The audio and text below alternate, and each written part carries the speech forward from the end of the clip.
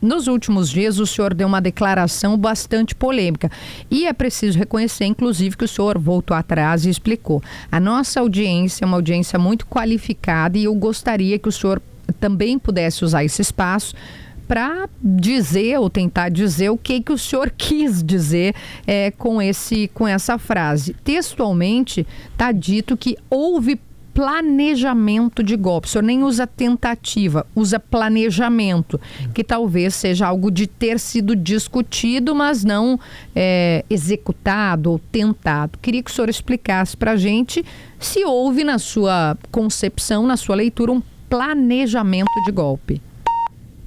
Kelly. Sinal de 10h15.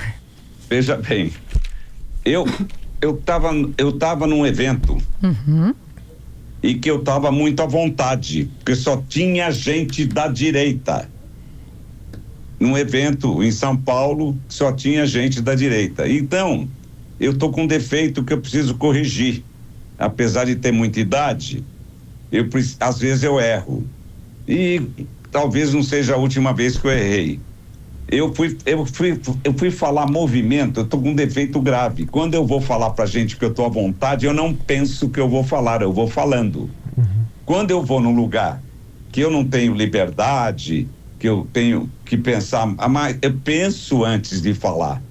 E quando eu tô num lugar que eu tô à vontade, eu falo e às vezes falei errado. Planejamento não. O que houve foi um movimento pro golpe, porque eu não tinha paz nos aeroportos. Era carta chegando para mim, proposta de advogados que não assinavam, mas mandavam, artigo tal, artigo tal, artigo tal. E todo mundo queria, eles queriam, a verdade, o pessoal da direita não queria que a gente deixasse o Lula assumir. E isso, todo mundo recebeu esses documentos. E acontece que eu usei o termo planejamento, usei errado, errei. E então, aí eu consertei depois, fui falar, porque veja bem, o que eu quis dizer para começar a contar a história para eles entenderem é que o Bolsonaro, veja bem, tudo que se você planejar um assassinato no Brasil e descobrirem que você planejou esse assassinato, não é crime. Se você planejar o golpe e não efetuar o golpe, não é crime. O que eu fui explicar para eles é que no dia 8 de janeiro, que eles tratam como golpe no Supremo e a imprensa toda, nunca houve golpe. Que ninguém dá golpe com um pedaço de madeira quebrando as coisas. O que aconteceu? Tinha um mundo de gente lá. Quem começou a quebradeira foi um pessoal do PT que depois saiu pelo lado, mas só que eles não mostraram essas filmagens. Desculpa, presidente, o PT começou a quebradeira? Eu não tenho dúvida. Vou te contar por quê. Aí eles começaram a quebradeira e saíram. E aí sempre tem uns pés de chinelo no meio que entraram e começaram a quebrar. E o povo que estava lá ficava gritando lá fora, não quebra, não quebra, não quebra. Eles nunca mostraram essas filmagens. Vamos lá. Então o que acontece? O Bolsonaro nem estava aqui. O Bolsonaro nomeou os ministros do Lula antes de sair, os ministros do Exército, das forças todas. Então veja bem, o Flávio Dino, o ministro Flávio Dino, que estava no Ministério da Justiça, publicou uma portaria para que a Força Nacional, que são policiais treinados, policiais de primeira, a Força Nacional desse segurança para os próprios federais, da rodoviária até a Praça dos Três Poderes. E publicou no Twitter. Como ele estava começando, junto com o pessoal, viu que ia ter um movimento, ele fez isso, ele publicou no Twitter e no Twitter não dá para apagar, tá lá até hoje. Ele publicou dizendo o seguinte... Desculpa, quem, presidente? Só para não perder o raciocínio? Quem publicou? O ministro da Justiça, Flávio Dino. Entendi. Ele estava lá com 3, 4 dias de trabalho e de certo alguém ligou para ele do PT, isso aí quem está fazendo, quem está planejando somos nós. Veja bem, Porque o Flávio Dino, no dia 8 de janeiro, ele tinha posto na portaria para dar segurança no dia 7, 8 e 9 de janeiro. No dia 8 de janeiro, não tinha um membro da Guarda Nacional protegendo o Palácio, protegendo o Supremo, que seria suficiente para segurar esses palhaços do quebra-quebra.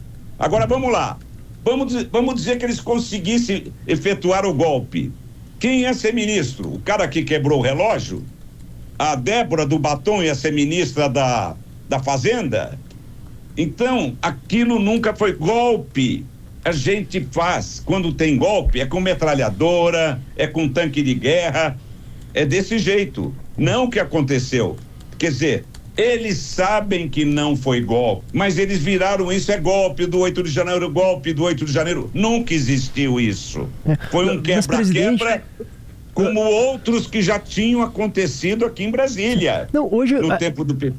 No tempo do PT, invadindo ministérios, sempre aconteceu isso em Brasília. Não, a gente sabe, presidente, que hoje a maneira de dar golpe, né, nas democracias mais recentes, ela mudou muito, né? Não é mais dessa forma assim tão agressiva, escancarada, como o senhor diz, né? Botar tanque na rua, sair quebrando tudo. A gente sabe o que ocorreu na Turquia, na Hungria, própria Venezuela, enfim. É um golpe que ocorre por dentro, né? O ocupante do poder vai corroendo as instituições, fazendo articulações ali de maneira que daqui a pouco não consegue mais essas instituições responderem de maneira democrática, né? Eu não vou aqui, claro, explicar para o senhor sabe disso, evidentemente, mas me parece que o Supremo se refere a esse tipo de articulação que ocorreu durante o governo Bolsonaro, né? Então, quando houve o 8 de janeiro, aquilo foi um elemento específico, mas a articulação de um possível golpe ocorreu internamente, entre membros do governo, pessoas próximas ao presidente Bolsonaro. Pelo menos é isso que está nos autos, é isso que a investigação mostra e que o Supremo julgou.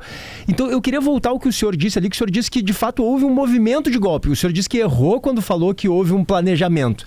Mas aí o senhor disse, não, eu me corrijo, houve um movimento de golpe. O pessoal da direita não queria deixar o Lula assumir. Eu queria que o senhor explicasse melhor quem é esse pessoal da direita que não queria deixar o Lula assumir, que movimento de golpe foi esse? Pessoas que cercavam a gente, nós recebemos carta de todo quanto é lado. O senhor se refere a militantes, assim, o senhor está dizendo a pessoas em geral. Ninguém da cúpula, nenhum deputado, nenhum político, era só gente comum, militantes que não queriam que o Lula assumisse. PG, pois não. O Bolsonaro estava nos Estados Unidos. O Bolsonaro mandou pedir para o governo eleito o nome do ministro do Exército, Aeronáutica, e nomeou esse pessoal todo. Eles estavam no poder. Tinha um general lá dentro, que foi lá dentro do Palácio, que era chefe do GSI, coitado do general. O Lula, quando viu aquilo, o Lula estava em Araraquara. Veja bem, o Lula foi para Araraquara, que o prefeito era do PT. Vamos lá. O general estava lá servindo água para o pessoal, sabe aonde? Na porta da sala do presidente Lula. Era para o pessoal. O Lula deve ter falado para ele, vai lá e não deixa o pessoal entrar na minha sala. Aquilo era um bando de baderneiro. Agora, na Venezuela, é totalmente diferente o que você está falando. Ali é um regime duro, que eles mudaram toda a Constituição, mudaram tudo, mandam em tudo no Tribunal Eleitoral, mandam no Supremo, mandam em todo lugar. Aquilo é uma ditadura. Isso, exato, concordo. Não, então vamos lá, não é nada parecido com isso aqui. Não, foi um golpe por dentro, né? Não teve tanque na rua. É nesse sentido. Era um bando de marginal com um pedaço de pau quebrando as coisas. Mas como que isso é golpe? Isso já tinha acontecido em Brasília, em alguns ministérios, essa invasão. Agora, é um absurdo falar que aquilo foi golpe. 80%, 90%, quase 100% do pessoal que estava na praça, era tudo gente do bem. E que ficava gritando, não quebra, não quebra, não quebra. Mas não tinha policial suficiente para segurar o pessoal. Cadê o pessoal da Guarda Nacional? O que você me diz? Presidente, o que você me diz da portaria do Dino? O que você me diz disso? Fala para mim. O julgamento no Supremo não foi sobre o 8 de janeiro especificamente, ele trata de toda a trama que culminou no 8 de janeiro, né? Não eram nem aquelas pessoas que estavam sendo julgadas nas últimas 2 semanas. Não é crime. Se tivesse trama, não seria crime. No Brasil não é crime. Não é Mas verdade, não foi presidente. O que o Supremo entendeu. Como não é verdade? Não, o próprio Código Penal diz que a associação criminosa é quando 3 ou mais pessoas se associam para cometer crimes, né? Então o simples ato de se organizar já é punível. Desde que você não tente, não é crime. Não, mas no caso, sim, golpe de Estado não precisa ir para tentativa efetiva, mas o planejamento de um golpe, se a articulação de um golpe, sim, no Brasil é considerado crime. Pelo menos é a partir disso, inclusive, que o Supremo entendeu, né? Como condenação nesse caso. Fazer uma reunião com os chefes das forças militares é isso. Vem cá, o que você me fala da portaria do Flávio Dino? O que você tem a dizer sobre isso? Entra no Twitter para você ver. Tá, mas eu preciso que o senhor me responda sobre isso. Então, o senhor está dizendo que trama não é crime, mas então houve uma trama. Trama?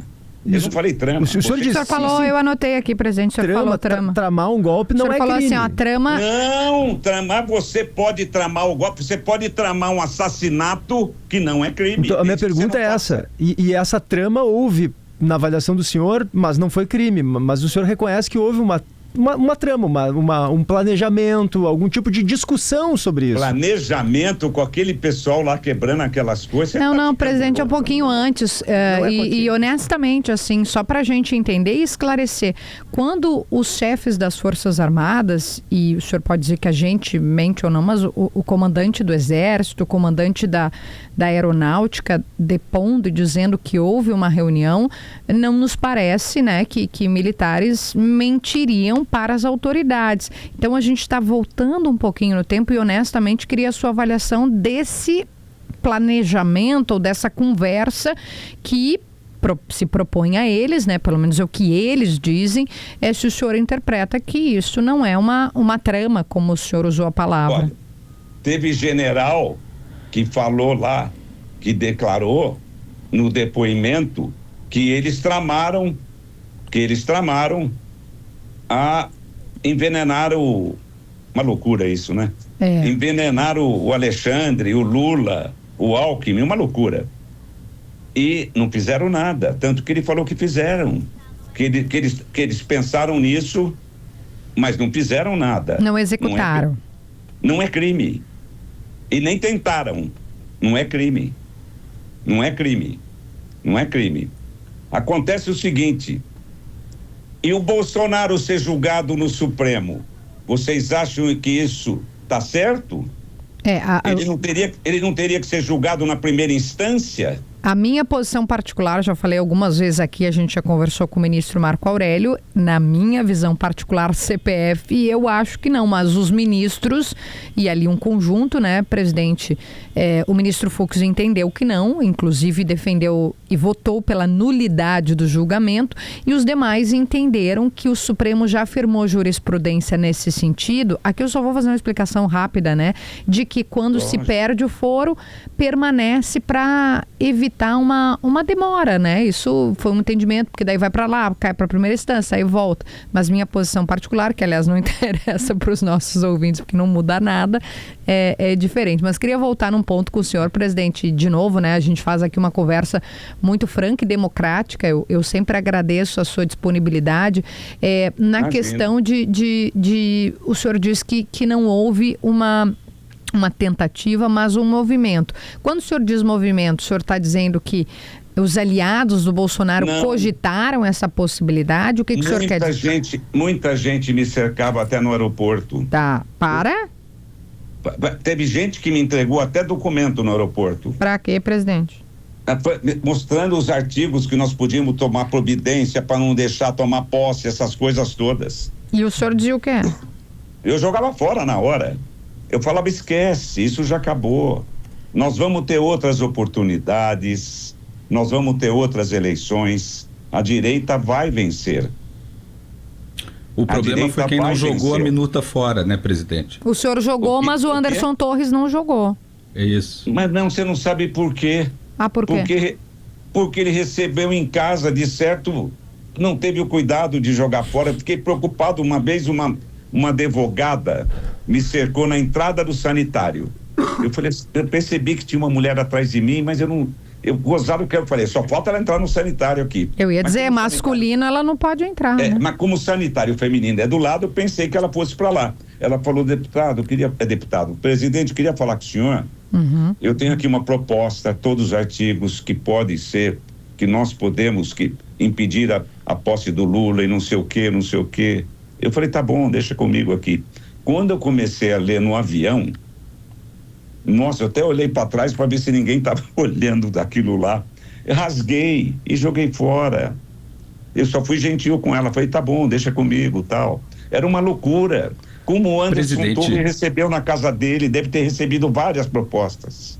Quem será que enviou, né, presidente? Mas eu preciso que o senhor esclareça uma coisa, desculpa, presidente, que é o seguinte: se tanta gente queria um golpe, e era tanta gente que gostava de vocês, né, que queria o Bolsonaro presidente e tal, de certa forma essas pessoas não estavam influenciadas pelas lideranças, né, que tanto as influenciam, né, como o ex-presidente Bolsonaro e como outros líderes não, isso vem da cabeça dela sozinha, assim, o senhor acha? Sim, nossa, o pessoal da direita é super esclarecido, o pessoal da direita é articulado, são dedicados. O Bolsonaro nunca teve. Bolsonaro não estava no Brasil. Ele já saiu do Brasil antes para não ter problema. Claro, mas é que ele passou o governo todo dele ali afrontando, né, o Supremo, dizendo que as urnas eram ilegítimas. Ninguém. Ele chamou de canalha, né, presidente? O mal dele foi ele não ter tratado o Supremo de maneira diferente. Por exemplo, ele faz uma reunião de ministros. Aí o ministro Alexandre de Moraes, eu quero a fita dessa reunião. Ele devia pegar a fita e mostrar. Não entrego a fita. E vocês não têm nada que ver com o governo, com os assuntos que eu discuto aqui. Falou, entregou a fita. Aí perderam o cargo dois ministros, entendeu? Não, quer dizer, o Bolsonaro não é uma pessoa como nós. O Bolsonaro tem um carisma que é uma coisa do outro mundo. Ele tem um carisma que ele chega num lugar, você vê até crianças, não todas, até crianças de 8, 10 anos, às vezes chorando, porque ele tem um carisma pessoal que é um negócio do outro mundo. Por isso que o Trump gosta dele também, porque ele é mais ou menos igual ao Trump. Então o que acontece? Ele tem as pessoas que têm um carisma como ele tem, que são raríssimas no mundo, não são normais. Então a gente tem que ter habilidade para lidar com essas pessoas. E o Bolsonaro, por exemplo, hoje se arrepende muito de muita coisa que ele fez. Ele fez um excelente governo, pegamos a pandemia, foi uma arrasa no mundo, quer dizer, muitos países do mundo se prejudicaram. O primeiro país que conseguiu se recuperar foi o Brasil. Mas foram 700 mil mortes, né? 700 mil mortes, né, presidente? Aí a gente tem que vai fazer o quê? Ele deu vacina para todo mundo. Ele fez tudo o que ele tinha que fazer. Falou umas bobagens nesse meio tempo que pesou demais para ele, porque ele foi cortar toda a publicidade da imprensa. Quando ele começou o governo, ele só tinha militar com ele. E aí o pessoal essa gente não tinha experiência, nem para lidar com o Congresso, nada.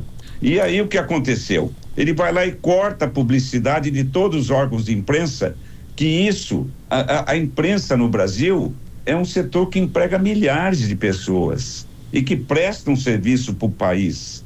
Tem gente que gosta, tem gente que não gosta, mas nós temos uma imprensa qualificada, e aí isso quebrou ele no meio, porque não tem mais acordo.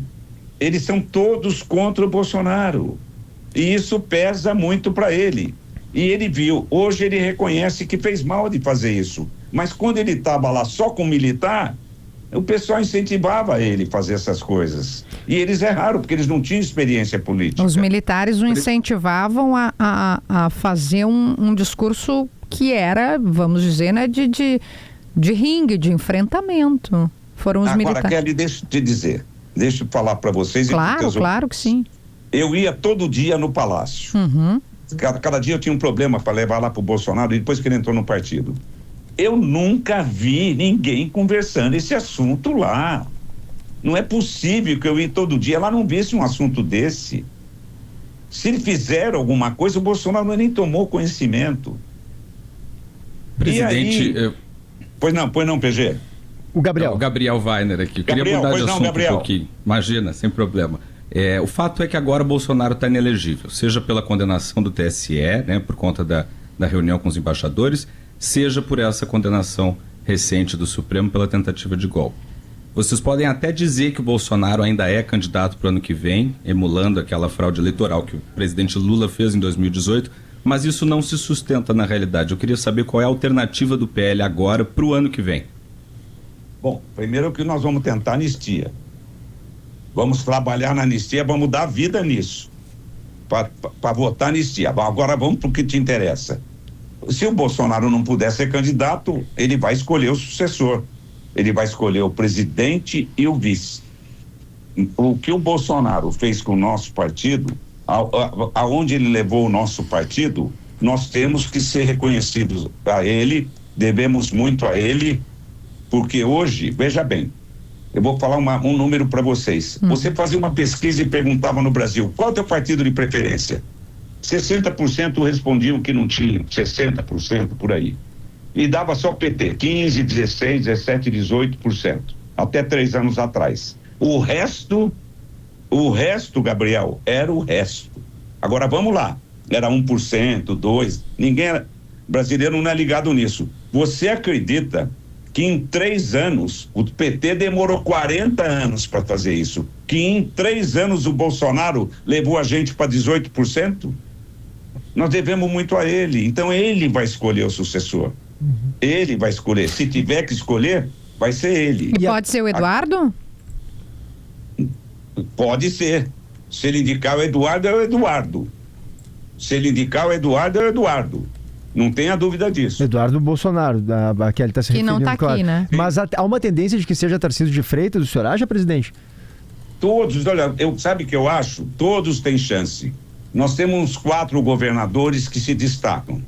Que nós temos o Tarcísio, temos o Ratinho, que tem 80% de aprovação, nós temos o Caiado e temos o Zema, que tem uma aprovação bárbara, e o Caiado também.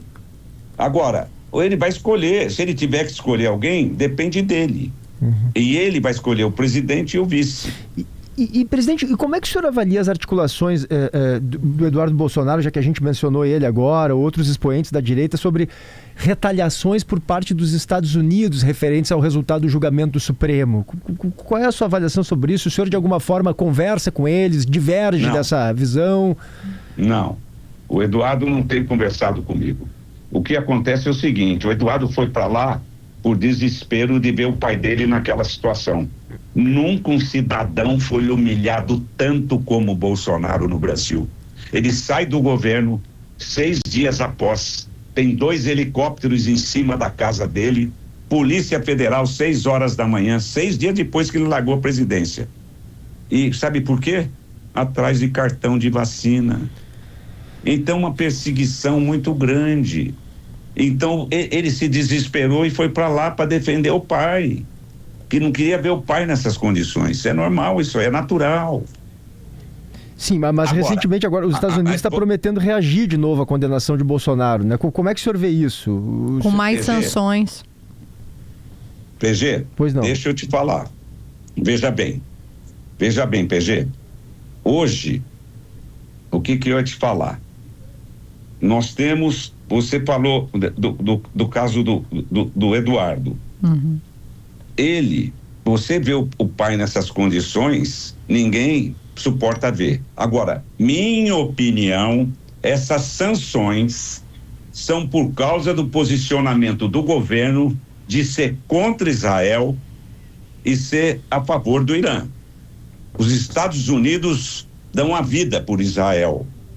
E veja bem, e nós temos que defender o povo judeu, que faz muito pelo nosso país, tem grandes indústrias no Brasil que empregam milhares de brasileiros. Nós temos que ser agradecidos ao povo judeu. Não, sem dúvida, mas na carta que o Trump escreve, inclusive, para justificar o tarifaço, ele deixa muito claro que é por causa do Bolsonaro, né, presidente? Não é por causa de Israel, ele não diz isso na carta. Acontece que, veja bem, nós não podemos impedir que o Trump goste do Bolsonaro. Ele gosta do Bolsonaro porque ele conheceu o Bolsonaro quando era presidente e tiveram uma identificação. Sim. Evidente. Mas o PG tem razão que ele, quando escreve, né, o documento, ele não menciona Israel, judeus, que aliás merecem todo o nosso apoio e respeito, e esse programa faz isso reiteradamente. Mas ele menciona, né, PG, me corrija se eu estiver errado, o fato de gostar do Bolsonaro, que o senhor estava dizendo, e entender que as autoridades, o Supremo, me parece, está pesando a mão contra o Bolsonaro. É isso? Não acredito. Não acredito que seja isso. Eu acredito que se o governo fosse discutir com os Estados Unidos, vai ser bem recebido pelos Estados Unidos. O Trump deu tarifas altas para muitos países e negociou, abaixou. E eu acho que nós vamos conseguir isso também. Não tenho dúvida disso. É só ter uma relação boa. Tem que ter uma relação próxima. Isso aí é o Ministério das Relações Exteriores, isso é coisa de diplomata, que tem que se entender com os Estados Unidos para discutir essas tarifas. Mas o Eduardo Bolsonaro podia não ficar também botando pilha, né? Como se diz popularmente. O Bolsonaro? Né? Eduardo botando lenha na fogueira. O Bolsonaro está proibido de falar. Eduardo Bolsonaro. Não, tá falando do filho. O Eduardo lá nos Estados Unidos, ele inflama, né? O Eduardo o problema do Eduardo é ver o pai nessa situação. Talvez se eu tivesse no lugar do Eduardo, talvez eu pudesse ter a mesma reação. Não, porque... o senhor, eu conheço o senhor de bastante tempo, o senhor não ia prejudicar o país inteiro por causa disso. As indústrias calçadistas estão fechando. Está prejudicando o país inteiro, claro que está, presidente. Nós vamos acertar esse negócio de tarifa, eu não tenho dúvida disso. Tá. Eu não tenho dúvida disso. Gabriel. Vamos acertar isso aí.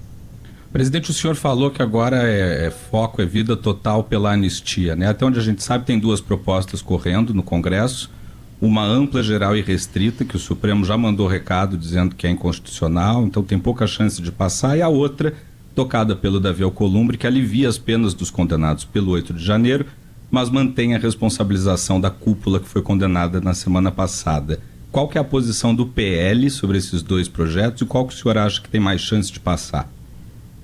Vai ser uma discussão grande, nós vamos apresentar anistia total, nós vamos lutar por isso, e hoje nós temos apoio de muita gente. Nós temos o PP apoiando a gente, temos União Brasil, temos o PSD, todos são a favor da anistia. Os republicanos, nós todos são a favor da anistia, é um crime. Mas vale encampar uma luta pela qual o Supremo já disse que é inconstitucional? Eu achava, olha, eu sempre tive respeito pelo Supremo, e meu advogado não quer que eu fale do Supremo, mas eu acho que eles não têm que opinar sobre esse assunto, eles têm que cuidar das ações constitucionais lá no Supremo, e nós temos que votar o que nós achamos que nós podemos votar. Os representantes do povo estão aqui, na Câmara e no Senado. Presidente, tem um ponto que eu há tempo gostaria de perguntar para o senhor, e agora tem a oportunidade de fazer isso nessa entrevista, que é, o senhor já teve na base do governo Lula, né? O PL já apoiou o PT, o senhor mesmo foi condenado no caso do mensalão, o senhor teve junto com o Lula, então, e hoje o senhor é um dos principais defensores de Bolsonaro e críticos ao PT. O senhor avalia que errou? O que é? Ou naquela época o PT era diferente? Ou o senhor... Era muito diferente. É mesmo? Porque ele tinha um vice-presidente que era do PL e era de direita. Naquele tempo não tinha isso. O Zé Alencar, né? A gente está falando. O Zé Alencar, que era um grande empresário e era de direita. E adorava, e gostava muito do Lula. O Lula foi muito bem naqueles outros 2 governos, depois que degringolou. O Brasil só tem perdido. Nós não podemos transformar isso aqui numa Venezuela, na Argentina, por exemplo. É só subvenção. Nós temos um povo pobre, que é uma vergonha para nós políticos, mas nós temos uma gente pobre que nós temos que cuidar. Mas acontece que nós temos que trabalhar para dar emprego para essa gente, para eles não passarem o que eles passam. E isso é difícil. E o PT foi mal depois, mal. E depois... O senhor diz no governo Dilma? Oi? O senhor diz no governo Dilma? No governo Dilma ela começou bem, depois não acabou bem. Ela era uma mulher trabalhadora, decente, e foi muito bem, começou bem o governo dela, e tinha uma aprovação bárbara, ela chegou a bater quase 80% de aprovação, mas depois ela, no segundo mandato, ela foi mal. Esse problema de subvenção é um problema porque quebra o país. E o grande problema da esquerda é que eles querem ficar no poder pro resto da vida. Cada hora dá uma subvenção. Agora vem o gás. Tá certo que o povo precisa, a gente sabe que o povo é pobre, mas nós já estamos com uma dívida bárbara. Nós temos 7 trilhões de dívida. E isso nós precisamos corrigir, porque senão nós nunca vamos acabar com esse batalhão de miseráveis que nós temos no Brasil. Presidente, deixa eu lhe perguntar. Perfeito. Minas. O senhor esteve com o presidente Bolsonaro, ou pelo menos com pessoas que estiveram com ele, queria entender um pouco de como ele está depois da condenação. A gente sabe que ele foi ao hospital, procedimentos, teve um diagnóstico de pneumonia, de anemia. O que o senhor pode dizer pra gente? Ele não tem passado bem, não. Isso ataca a saúde dele de uma maneira bárbara. Ele está bem abatido, lógico. Ele essas coisas acontecendo com ele que é um homem honesto, veja bem, é um homem honesto e que está passando por isso que ele passou, não há pessoa que suporte isso. Então o Bolsonaro tem andado a saúde dele, ele teve uma operação muito séria. A última operação que ele fez tem problema por causa disso, e isso aborrece a todos nós. Você imagina os filhos dele, né? O filho dele vê o pai dele nessa situação. É muito difícil. Mas, Kelly, eu pensei que você fosse perguntar um pouco para mim do partido aí. Não, a minha pergunta do partido, eu voltei de Brasília agora, né? Eu vi esse movimento que o senhor está dizendo e contei aqui. Quando era só PL Novo, eu achei que tinha pouca chance da anistia passar. Mas quando eu fui lá, PL Novo, Republicanos, Partido Progressista, que mais me ajuda, presidente? União. O PSD e União Brasil, isso forma mais de 300 votos, né? Não Sim. só se paute a anistia, como a prova. Isso eu tive, assim, uma certeza do que eu conheço de Congresso. E aí alguém me disse assim, mas eu quero ver o Hugo Motta pautar. E aí, bastidor aqui, eu contei na rádio também, uma pessoa que estava à reunião, me falou assim, o Hugo Motta bateu 2 vezes na mesa e falou, eu não sou frouxo. E uma pessoa que precisa bater na mesa para dizer que não é frouxo, talvez tenha alguma fragilidade. Queria saber do senhor, o que o senhor acha do Hugo Motta e se ele está demorando para pautar. O Hugo Motta é um grande cara, sempre gostamos dele, eu fui deputado com ele também, é um cara querido e sério. Acontece que ele entrou numa situação muito difícil com esse caso da anistia. É o Supremo pressionando de um lado e os deputados pressionando de outro. O que o Hugo Motta tem que fazer, na minha opinião, em primeiro lugar, eu pedi para o nosso pessoal, pedi para os nossos líderes levantarem o Hugo Motta. Nós temos que ter ele bem, porque senão vai ser ruim para nós e vai ser ruim para a Câmara. Ele tem que votar logo isso aí para ficar livre disso, Kelly. Sabe por quê? Porque está atrapalhando o serviço da Câmara. Isso eu concordo. Atrapalha o andamento de tudo. Então eu acho que quanto mais cedo ele pôr isso para votar e mandar para o Senado, e a guerra lá vai ser outra, eu acho que é importante para ele isso aí. Eu acho que ele faz isso logo, é minha opinião. Perfeito. Presidente, passado o julgamento do golpe, passada a discussão sobre a anistia, qual que é a prioridade do PL, então, para a gente falar do partido, para o Brasil, daqui para frente, né? Depois que a gente terminar essa discussão também. Olha, veja bem, nós estamos muito animados com tudo que tem acontecido e chegar onde nós chegamos em 3 anos, graças ao Bolsonaro, e o que o PT demorou 40 para chegar, nós vamos fazer a maior bancada no Senado, não tenha dúvida disso. Peraí, maior bancada é uma coisa, maioria é outra. Vamos fazer a maioria. Por exemplo, nós temos várias coligações com deputados que são de direita. Por exemplo, o Marcel, aí do Rio Grande do Sul. Nós vamos Provavelmente o Zucco está cuidando disso, e o Sanderson, nosso candidato a senador, que é um grande cara, um cara sério. Aliás, o pessoal do Rio Grande do Sul é muito bom. Esteve conosco no programa a semana passada. Adoro ele é muito sério. E competente, qualificado. E o que eu acho? Nós vamos eleger vários senadores em outros partidos. Vou te dar outro exemplo. Esperidião Amin, em Santa Catarina, que são de direita. Nós vamos fazer maioria para fazer o presidente do Senado. Presta bem atenção. Não tem nada no nosso projeto de caçar aquele. Não tem nada no nosso projeto. Primeiro vamos fazer a maioria no Congresso. Porque fazer maioria no Congresso são 42. Isso nós vamos fazer, com certeza. Agora, tem gente que fala, mas não vamos fazer um impeachment desse, daquele. Isso precisa de 54, a situação é diferente. E hoje o grande problema que nós temos é o governo, porque o Supremo tem essa força porque tem apoio do governo. O governo é uma máquina fortíssima. Entendi. Presidente, eu vou precisar encerrar por causa do nosso tempo. Eu combinei com o senhor que ia ser algo em torno de 20 minutos, por causa a gente tem que cumprir, né, todo o roteiro aqui, já está terminando. Nós vamos, bate o sinal, a gente tem que encerrar.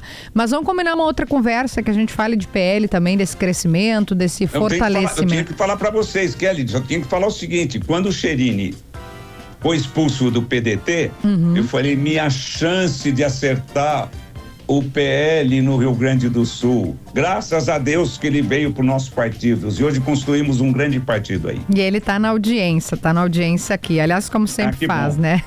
Obrigada, viu, presidente, pelo seu tempo, por responder todas as perguntas sem se furtar de responder nenhum questionamento. Um bom trabalho e voltaremos, posso dizer isso. Obrigado, Kelly, obrigado, Gabriel, e obrigado, PG. Obrigado, presidente. Eu agradeço os ouvintes também.